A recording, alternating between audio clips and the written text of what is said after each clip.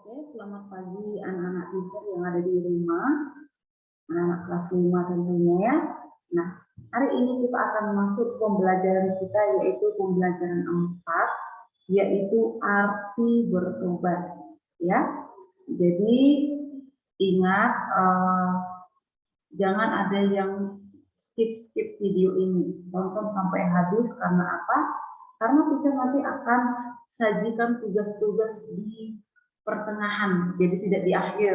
Jadi kalian harus menyimak video ini sampai selesai tanpa ada skip seperti itu. Oke, baik.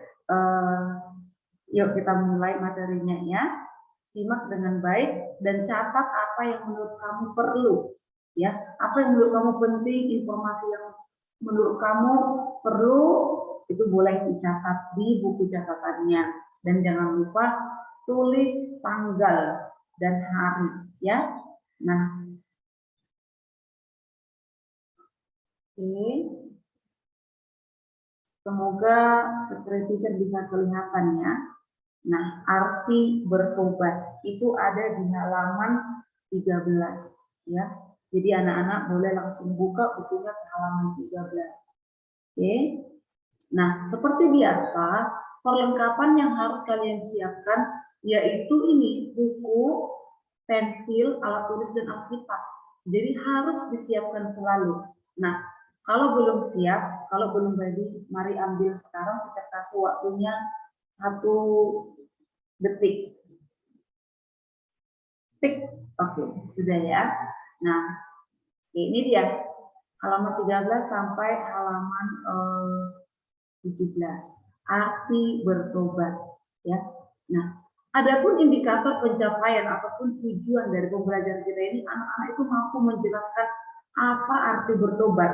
Nah, melalui video ini nanti kalian catat ya, kalian catat di buku tulis kalian apa itu yang dimaksud dengan bertobat. Kemudian nanti kita akan di minggu depan kita akan zoom, teacher akan tanyakan kembali secara lisan, kamu harus bisa menjelaskan apa itu bertobat ya. Oke, berikutnya yang kedua adalah anak-anak dapat menyatakan tekad untuk bertobat. Artinya kalian memiliki tekad untuk bertobat seperti itu ya. Lah, kenapa harus bertobat? Kan ayah nggak berbuat dosa. Siapa bilang? Semua manusia telah jatuh ke dalam dosa dan kehilangan kemuliaan Allah. Ya, jadi nggak ada manusia yang tidak berdosa. Oke? Nah, yang ketiga nih, anak-anak dapat mendaftarkan contoh perubahan cara hidup sebagai manusia yang sudah bertobat. Nah, nanti di sini teacher akan sajikan juga orang yang belum bertobat seperti ini, kemudian setelah dia bertobat ada perubahan seperti itu ya. Jadi nanti ini harus bisa kalian lisankan seperti itu. Tetapi terlebih dahulu kalian catat di catatan kalian. Oke? Nah, kita mulai. Nah, pertama-tama mari buka bukunya, Alkitabnya dalam Lukas 15 ayat 11 sampai 32. Lukas 15.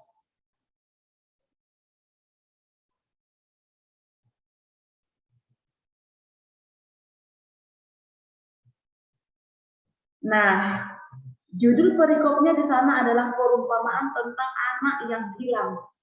Nah, di sini ini adalah hanya perumpamaan, tapi inilah gambaran seorang yang bertobat nantinya ya. Nah, ini adalah perumpamaan Tuhan Yesus. Yesus itu mengajar murid-muridnya dengan berbagai perumpamaan seperti itu, percontohan ya. Tetapi luar biasanya itulah teknik yang paling hebat dari Tuhan Yesus yang bisa dicontoh oleh para guru. Dia memberikan perumpamaan lalu murid-muridnya mengerti ya, ini murid-muridnya. Nah, suatu kali Yesus mengajar di sebuah bukit ya. Dia mengajarkan tentang perumpamaan tentang anak yang hilang. Nah, ceritanya di sini kalian boleh baca di halaman 13 dan juga boleh buka Alkitabnya ya. Jadi baca Alkitab, baca buku untuk perbandingannya ya. Ceritanya di situ di dalam Lukas itu Yesus mengumpamakan ada seorang bapak yang mempunyai 2 orang anak laki-laki, yang satu sulung, yang satu bungsu ya. Nah, anak yang bungsu meminta harta yang menjadi haknya. Jadi dengar baik ya nak ya. Kalau orang tua kita itu masih hidup, jangan pernah kalian meminta harta warisan milik kalian. Papa mana warisanku? Jangan pernah itu terjadi. Kenapa? Karena orang tua kita itu masih hidup. Kecuali kalau ayah kita atau mama kita sudah dia sepertinya sudah mau dijemput oleh Tuhan, kemudian dia nanti akan mengeluarkan surat wasiat seperti itu. Nah, dia akan di dalam surat wasiat itu dia akan menuliskan harta yang mana untuk anak yang mana. Seperti itu. Contohnya untuk Ipan, kan Ipan bersaudara ada dua laki-laki ya. Nah, untuk Ipan, rumah yang ada di Cemara Asri, itu adiknya rumah yang ada di Buana Raya, contoh ya. Tapi itu bisa terjadi setelah orang tua kita itu memberikan surat wasiat. Kalau masih keadaan sehat seperti ini, jangan pernah coba-coba minta harta warisan kepada orang tuamu, dosa ya. Tapi apa yang dilakukan oleh anak bungsu ini? Anak bungsu ini meminta harta haknya. Memang dia punya hak dari harta papanya, tapi bukan berarti dia boleh meminta pada saat ayahnya masih sehat, ya. Akhirnya ayahnya memberikan harta itu kepada anak bungsu. Nah, inilah dia emas segepok ya, jadi diberikan kepada anaknya. Tapi yang ianya, ya, anak itu menjual harta tersebut. Dijual bukan malah dilipat gandakan. Ada kan dijual kemudian dijadiin modal buka usaha baru. Tapi dia lihat, dia berfoya-foya dengan teman-temannya ya. Dia berfoya-foya minum-minum ya dengan teman-temannya ya. Setelah dia pergi tentunya meninggalkan ayahnya ya. Nah, dia berfoya-foya kemudian uangnya pun habis.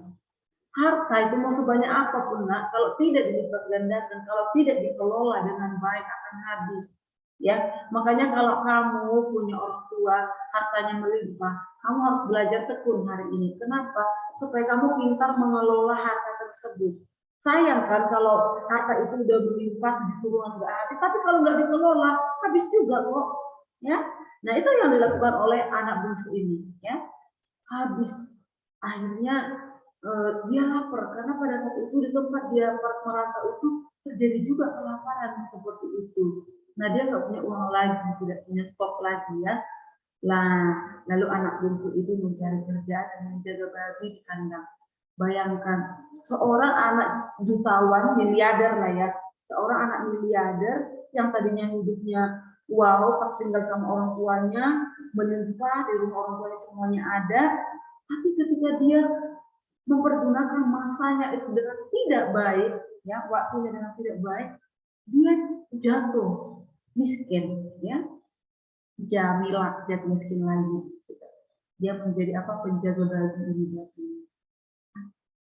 Kemudian tahu anak-anak, dia nggak dapat makan tuh.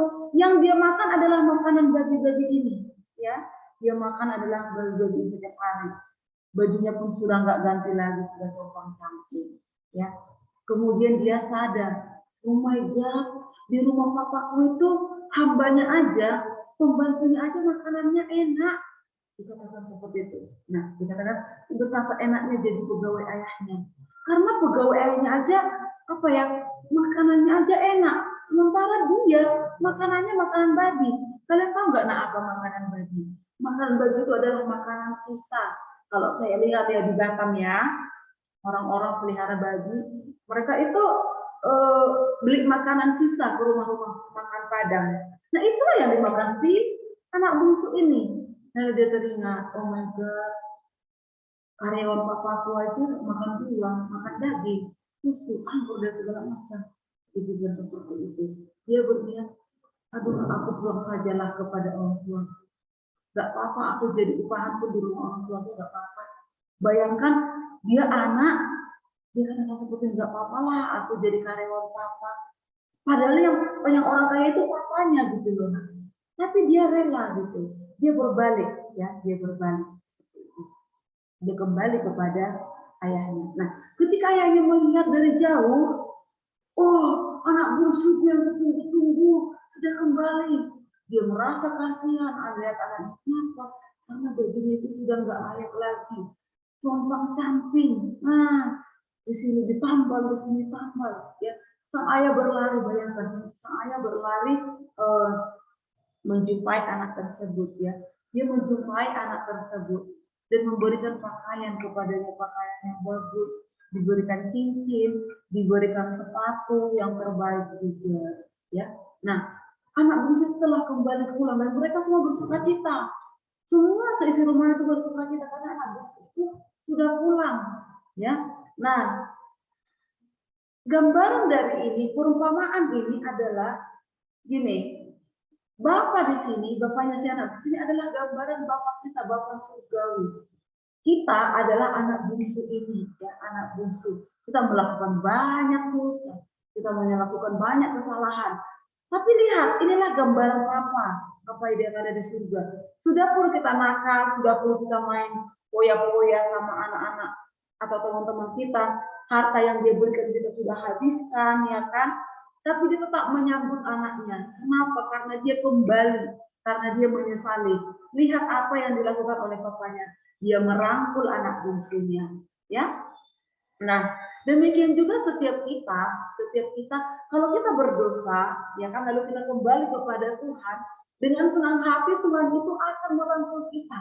Ya, tidak ada dosa yang tidak diampuni oleh Tuhan, asal kita jujur di hadapan Tuhan.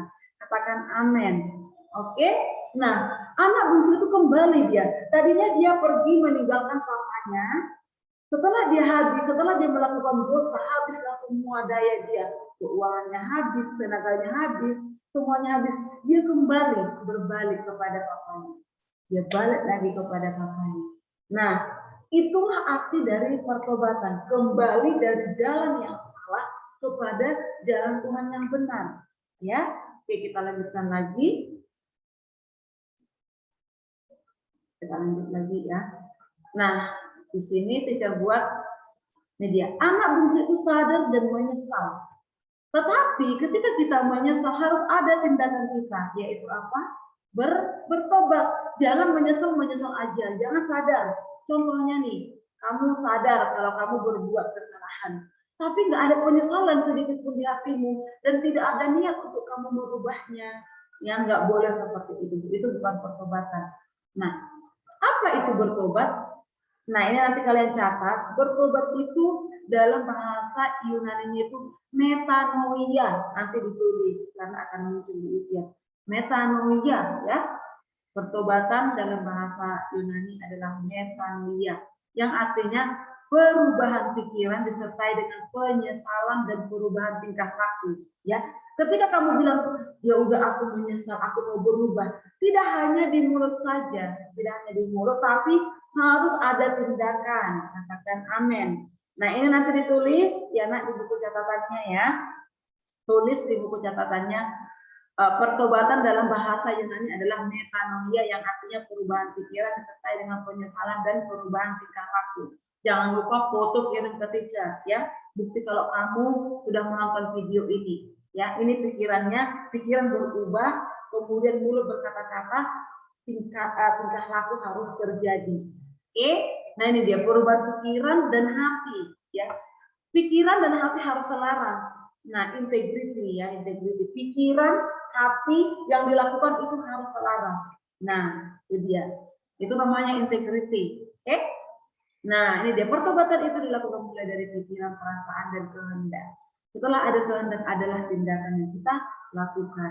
Nah, yuk sama-sama baca 1, 2, 3 ya. Bertobat, sikap atau perbuatan yang berbalik dari dosa, meninggalkan dosa, datang kepada Tuhan dan membina hubungan yang baik dengannya. Lihat, tadinya dia meninggalkan ayahnya, akhirnya dia berputar 180 derajat. Jadi 180 derajat, contohnya ini HP, nggak nampak ya. Oke, ini buku. Nah, kalau dia berputar 180 derajat, dia akan seperti ini. Ya, dia akan berbalik seperti itu ya. Nah, berbalik. Jadi bukan 360 derajat. Kalau berputar 360 derajat, akhirnya kita kembali ke posisi semula. Ya kan? Jadi berputar 180 derajat ya namanya. Oke, bukan 360 derajat. Kalau 360 derajat ya berarti kita putar lagi, balik lagi ke dosa yang tadi. Oke, kita lanjut. Nah, orang yang bertobat adalah orang yang merasakan kesedihan atau penyesalan terhadap dosa. Berbalik dari dosa itu, meninggalkannya, dan kembali kepada Tuhan. Sama seperti yang dilakukan oleh anak bungsu tadi. Dia menyesal, ya. Tapi dia tidak hanya menyesal. Kan pertama dia sadari, oh my God, di rumah bapakku, pegawainya aja makanannya enak. Seperti itu, ya. Tapi kenapa aku makananku makan babi? Dia sadari itu. Setelah dia sadari, dia menyesal, lalu dia berbalik, dia bertindak.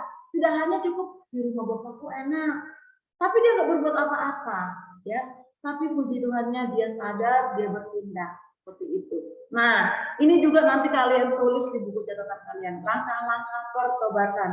Ya, yang pertama menyadari kesalahan. Sadari dulu kalau apa yang kamu lakukan itu adalah satu kesalahan. Baru kamu menyesal, sesali itu, nggak apa-apa menyesal. Memang penyesalan itu datangnya selalu di akhir kok, nggak pernah datang di awal, ya. Jadi setelah kamu sesali, kamu berdoa minta ampun kepada Tuhan. Tuhan ampuni. Dan ingat, berubahlah. Itulah yang disebut dengan pertobatan. Nah, ini nanti kalian gambar di buku kalian, ya. Nah, mengapa harus bertobat, ya? Mengapa kita harus bertobat? Kalau kita tidak bertobat, apa jadinya kita? Ya. Nah, ini coba sama-sama buka di Roma 3 ayat 23. Kemarin itu keluar sedikit. Roma 3 ayat 23. Nah, di sini dikatakan karena semua orang telah berbuat dosa dan telah kehilangan kemuliaan Allah. Kenapa kita harus bertobat? Karena kita itu sudah kehilangan kemuliaan Allah. Gambar diri Allah di dalam hidup kita sudah hilang, ya. Jadi gak peduli mau miskin, tidak pintar, kaya, semua orang berbuat dosa dan kita harus bertobat supaya apa? Supaya kita memperoleh keselamatan yang Tuhan sudah sediakan. Surga Tuhan sudah sediakan, tapi kalau kita tidak bertobat, dengar baik, hanya ada dua tempat bagi kita manusia, ya, dunia akhirat nantinya. Ketika kita sudah mati, akan ada kehidupan setelah kehidupan ini, yaitu surga atau neraka. Jadi kalian mau pilih, mau bertobat atau tetap berbuat dosa, mau surga atau neraka. Nah itu, lalu kenapa kita harus bertobat? Supaya kita memperoleh apa yang Tuhan janjikan, yaitu surga. Ya, nah, oke, ini dia orang baik sekalipun, ya, jika dihitung berdasarkan standar Tuhan, sangat banyak dosanya, ya. Jadi tidak ada manusia yang tidak berdosa, ya. Bayangkan inilah tumpukan dosa. Tapi luar biasanya Tuhan, Dia itu sangat sangat adil dan Maha Pengampun. Apa saja contoh dosa itu? Yuk sama-sama baca 1, 2, 3. Malas, menyontek, melawan orang tua, bertengkar dengan saudara, mencuri uang sekolah, kemudian mencuri mencuri makanan teman, berbohong atau bolos. Nah, ini semua adalah dosa, ya, dosa. Masa sih malas saja berdosa? Iya, malas saja pun berdosa. Jadi kita itu diharapkan harus semangat, ya, melakukan apapun, ya. Menyontek kan nggak ada yang rugi cara menyontek. Kan dia nggak ada rugi secara fisik, uangnya nggak rugi. Tapi itu pun dosa, melawan orang tua apalagi. Karena hukum yang pertama antara manusia dengan sesama itu adalah hukum kepada orang tua. Jadi kalau kita baca yang hukum Taurat itu ada 10, hukum 1 sampai 4 itu kepada Tuhan. Hukum 5 sampai 10 itu adalah kepada manusia. Dan hukum yang pertama adalah kepada orang tua. Itu adalah dosa besar. Kalau hari ini banyak anak-anak Kristen yang suka berontak sama orang tua, suka melawan orang tua, bertobatlah, ya. Oke. Nah, yuk sama-sama baca. Pertobatan adalah alasan utama Kristus datang ke dalam dunia. Iya. Jadi gini, kenapa sih ada salib? Kenapa Yesus disalib? Karena dari Adam dan Hawa yang sudah kita pelajari di pelajaran 1, jatuh bangun terus, bertobat hari ini, besoknya berdosa lagi. Sampai para nabi ya, nabi kecil, nabi besar, para hakim-hakim juga Tuhan utus, ya. Itu semuanya kita di perjanjian lama, tapi tidak ada yang berhasil. Jadi Yesus datang ke dunia untuk pertobatan kita. Dia rela disalib, dia rela digantung, darahnya tertumpah, lambungnya ditusuk. Supaya apa? Supaya kita memperoleh keselamatan. Dan kita perlu bertobat untuk kita boleh menikmati semua itu. Ya, nah Kristus datang supaya kita bertobat. Kristus itu adalah rupa Allah dalam manusia. Itulah Allah dalam rupa manusia. Ya, Kristus dalam rupa Allah dalam rupa manusia. Jadi itulah perumpamaan tadi yang Yesus ajarkan di bukit itu adalah perumpamaan seorang yang bertobat. Itu hanya perumpamaan, ya. Tapi begitulah cara kita bertobat. Ketika kamu sadar apa yang kamu lakukan adalah dosa, jangan lupa kembali ke jalan Tuhan dan bertobatlah. Ya, oke, sama-sama buka Alkitabnya atau boleh baca di layar. Sebab anak manusia datang untuk mencari dan menyelamatkan yang hilang. Jadi ketika manusia itu berbuat dosa, mereka nggak tahu berbuat apa-apa. Yang bertindak adalah Tuhan sendiri. Tindakan yang pertama yang Tuhan lakukan adalah yaitu dia memberikan dirinya untuk disalib. Dia mencari manusia, ya kan? Ketika Adam dan Hawa berbuat dosa, emang Adam mencari Allah? Tidak. Mereka malah bersembunyi. Malah yang mencari siapa? Allah. Allah berkata, Adam, Adam, di manakah engkau? Kenapa dicari? Karena mereka gini, manusia itu udah salah, tapi nggak mau lagi memperbaiki kesalahannya. Malah Tuhan sendiri yang mencari mereka di taman itu pada saat itu, ya. Jadi Tuhan yang datang mencari dan menyelamatkan kita. Oke. Nah, kedua adalah anugerah keselamatan disediakan bagi setiap manusia, ya. Amazing grace, ya. Itu disediakan bagi setiap manusia. Tetapi pertanyaannya, kamu bersedia enggak menerima keselamatan itu, ya? Itu bagi setiap manusia loh, keselamatan itu Tuhan sediakan, ya. Tapi kita ini siap nggak kita menerima keselamatan tersebut? Nah, itu dia. Oke, bertobatlah, kerajaan Allah sudah dekat. Jadi anak-anak hari ini yuk mulai memiliki tekad untuk bertobat setiap hari. Pertobatan itu harus dilakukan setiap hari, ya. Nah, sadarlah dan bertobatlah supaya dosaku diampuni oleh Tuhan. Ya, Yesus sudah memberikan dirinya untuk disalib, ya sudah, kita sebagai anaknya, orang tebusannya, bertobatlah, sadarlah kesalahan. Nah, ini tadi yang saya katakan, menuliskan daftar, ya, menuliskan daftar pertobatan dan yang belum bertobat dan setelah bertobat nih, berkata kasar, setelah dia bertobat berkata sopan, berbohong, akhirnya jujur, malas jadi rajin, iri hati jadi bersyukur, sombong jadi rendah hati, melawan orang tua menjadi taat, mencontek kemudian mengerjakan sendiri. Nah, ini boleh kalian tulis di buku catatan kalian, tapi di minggu depan teacher akan tanya secara lisan tanpa buka buku, ya. Nah, ini dia kesimpulannya, conclusion. Bertobat berarti menyesali perbuatan yang tidak sesuai dengan kehendak Tuhan, mengakui tindakan yang menyedihkan hati Tuhan, berjanji tidak melakukannya lagi, dan mengubah sikap hidup ke arah yang lebih baik, yaitu tindakan yang menyenangkan hati Tuhan. Jadi anak-anak, ketika kita berbuat dosa, sebenarnya Allah itu sedih. Yesus itu menangis melihat perbuatan kita. Dia kasihan dengan kita. Dia kasihan dengan kita, tapi dia benci dengan dosa kita. Nah, itu dia. Nah, pertobatan adalah perubahan pola pikir yang menghasilkan perubahan sikap. Ini nanti ditulis, ya. Nah, setiap orang berdosa harus bertobat sebagai tangkapan arus anugerah keselamatan dari Tuhan yang disediakan bagi setiap manusia. Nah, ini adalah doa pertobatan. Allah yang Maha Kasih, kami mengakui dan menyesali semua perbuatan yang menyedihkan hatimu.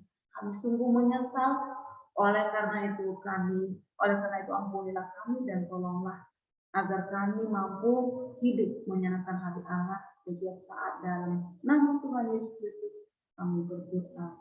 Amin. Oke. Nah, anak-anak jangan lupa Kalian harus hafal itu doa Bapa Kami dalam versi Inggris ya. Jadi kemarin kita sudah mulai melakukan doa Bapa Kami itu dalam versi Inggris. Jadi kalian harus hafal.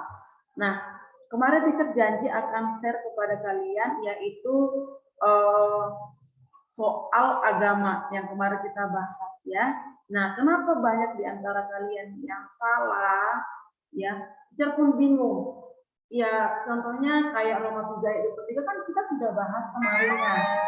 Tapi masih banyak orang yang dari kalian yang tidak terlalu paham seperti itu. Tidak paham apa yang dimaksud. Padahal teacher sudah jelaskan seperti itu. Teacher sudah jelaskan itu sebelumnya ya. Manusia itu adalah kehilangan kemuliaan Allah. Jadi yang pertama dosa yang diterima itu ya kehilangan kemuliaan Allah ya. Oke. Nah, coba perhatikan di sini kita akan bahas soal-soal yang ada di Manlites minggu lalu. Ini dia. Nah, yang dimaksud dengan dosa adalah dosa itu kalian buat pelanggaran saja pun teacher sudah senang gitu. Dosa itu adalah pelanggaran di hadapan Tuhan atau perbuatan yang tidak sesuai dengan perintah Tuhan. Nah, tidak mengenai sasaran atau meleset dalam bahasa Ibrani itu adalah hamartia. Ya, banyak kalian yang buat tulisan bahasa Ibrani. Saya nggak pernah ajarkan kalian menulis bahasa Ibrani loh, karena itu udah harus di perkuliahan kalian pelajari itu. Nah ini dia. Yang ketiga adalah manusia pertama yang jatuh ke dalam dosa adalah Hawa ya, Hawa. Tapi kalian buat Adam dan Hawa. Sebenarnya Hawa saja sih, Hawa saja. Tapi ya udahlah, diterbenarkanlah kalian buat Adam dan Hawa. Nah, meski manusia telah berbuat dosa, tetapi Allah tetap mengasihi manusia itu dengan membuat pakaiannya dari kulit domba, ya, bukan dari kulit kayu. Kan manusia itu membuat pakaiannya dari dari daun-daunan. Kemudian kan Allah menghukum mereka, tapi Allah tetap adil.